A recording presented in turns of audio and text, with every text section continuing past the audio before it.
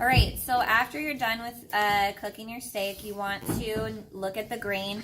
You want to cut it across perpendicular to the grain. So on my steak here, the grain. So the grain is like the line, so you can see the direction of the meat. So mine is going this way, so I was cutting my steak across this way. And again, you want to push down firmly and cut away from you like that to create sections. And you just continue to do that until all of your meat is cut. If you have bigger pieces of fat, you're welcome to cut that off. And so some are saying, oh, it's still pink inside. For ground beef and for chicken, the pink it just depends on the situation. Trust the meat thermometer.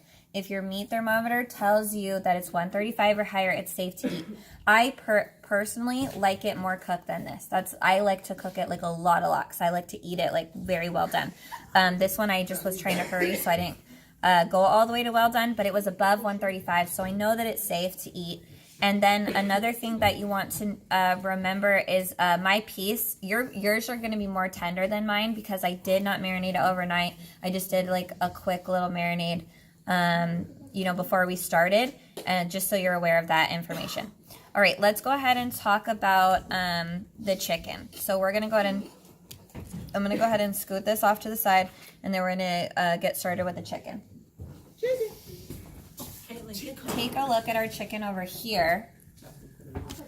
The chicken you're going to have, it's going to look like this, covered like this. There'll be the skin, and you have a bone in the center. These are thighs. Why are we using thighs? We're using thighs because thighs have a little bit more flavor than our chicken breasts. Sure, chicken breasts, the kids like to use them because they look super clean and it's easier to prepare. But the chicken thighs have more flavor. Like the meat in general has more flavor. It's less dry. And because we're doing an overnight marinade, the breast can dry out a lot more than the thighs. Okay, so the first thing we want to do is want to remove the bone. So if you open it up, there's a way to remove it called deboning using a boning knife. I'm not going to teach you that today, just simply because I feel like we're not at that skill level yet with our knife skills. And so I'm just going to have you remove the bone by hand. It's very simple. You just open it and you tear the fat until the bone totally disconnects from your piece of chicken, and you're going to throw that away. And then you can see that there's skin here, okay, and fat that we want to get rid of before proceeding forward. A lot of times when students are getting rid of the skin, they accidentally pull little pieces of chicken off with it. It's okay.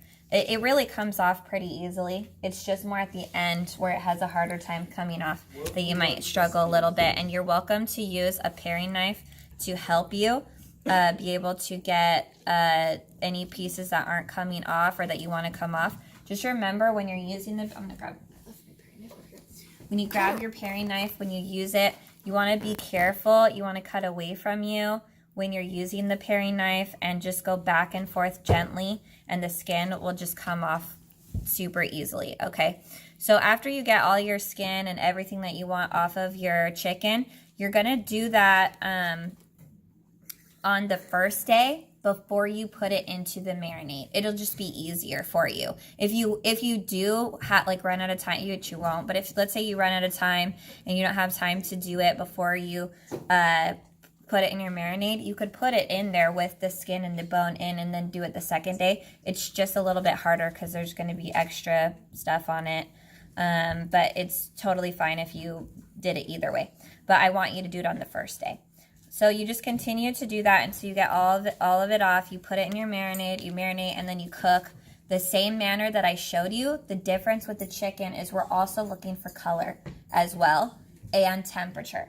So the temperature for the chicken is 165 degrees, and it says it on your meat thermometer. If you look at it, it says poultry 165. Chicken is poultry. Chicken is bird. Okay, bird is poultry. Okay, so then you'll cook it and you'll check using the meat thermometer the same way. For your meat thermometer, when you wash it, you want to make sure you wash this metal portion before and after every single time you use it. Before and after, you have to wash this metal section of the meat thermometer every single time. That's really, really important.